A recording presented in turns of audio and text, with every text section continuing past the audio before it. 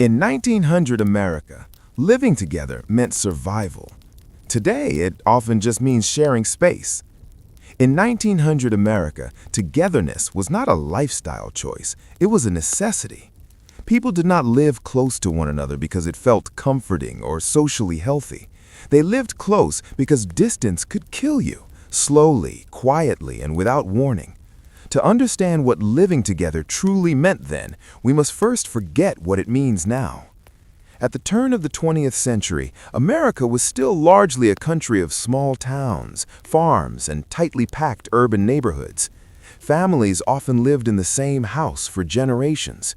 Grandparents, parents, children, and sometimes extended relatives shared not only meals, but labor, fear, and responsibility. Privacy, as we understand it today, barely existed.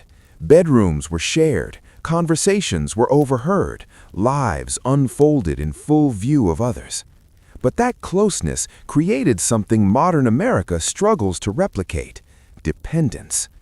In 1900, people depended on one another in ways that went far beyond emotional support. A sick neighbor was not just someone you felt sorry for, it was a practical problem the community had to solve. If a man fell ill, his crops still needed harvesting. If a woman gave birth, someone else had to cook, clean, and watch children.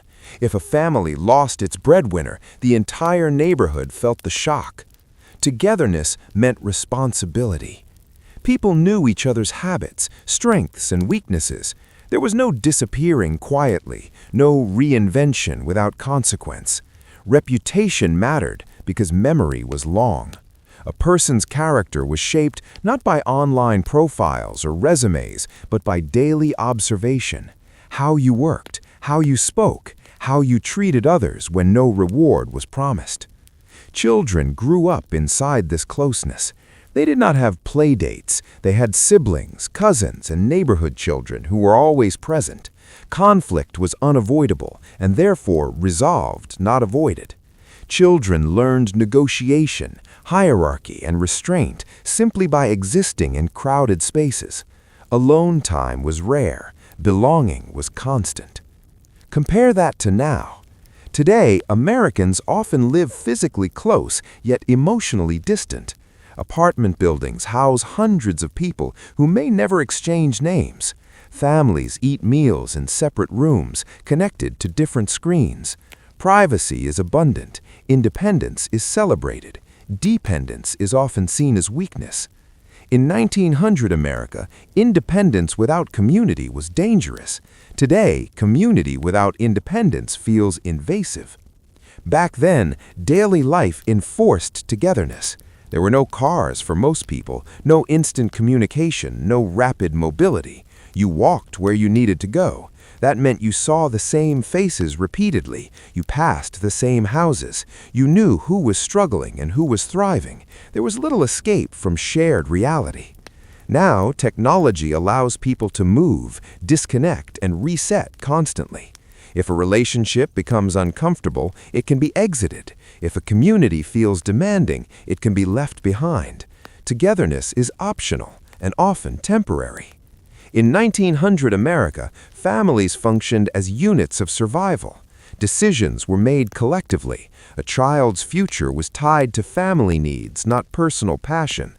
If the farm required hands, children worked. If the family business needed help, education paused. Love existed, but it was structured around duty. Modern families often reverse this logic. Today, systems exist to support individuals independently of family. Children are encouraged to pursue personal fulfillment. Family adapts around the individual, not the other way around. This creates freedom, but also fragmentation. The emotional tone of togetherness was different too. In 1900 America, affection was often expressed through action, not words. Providing food, shelter, and protection was the language of love. Emotional vulnerability existed, but it was restrained. Life was hard enough without constantly analyzing feelings. Togetherness offered stability, not validation. Today, togetherness is often expected to meet emotional needs. Families and relationships are asked to provide understanding, affirmation, and emotional safety. When they fail to do so, disappointment follows. In 1900 America, expectations were lower, but resilience was higher. Community events reinforced this shared existence. Church services, town meetings, harvest festivals, funerals, and weddings were attended by nearly everyone.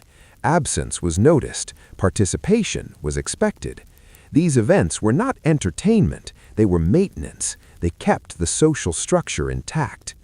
Modern equivalents exist, but attendance is optional and often selective. Digital communities replace physical ones. Identity is shaped by chosen groups rather than inherited bonds. This allows self-expression, but weakens shared accountability. One of the most striking differences lies in how conflict was handled. In 1900 America, you could not simply avoid people you disagreed with. You still had to see them, work near them, and rely on them in emergencies. This forced compromise. It did not eliminate conflict, but it limited escalation. Social survival required tolerance. Today, conflict is often resolved through separation. People curate their circles. Disagreement leads to distancing. Togetherness becomes fragile, dependent on comfort rather than necessity. Even loneliness meant something different. In 1900 America, loneliness was physical isolation, often dangerous. A lonely person lacked help, information, and protection. Today, loneliness often exists amid crowds.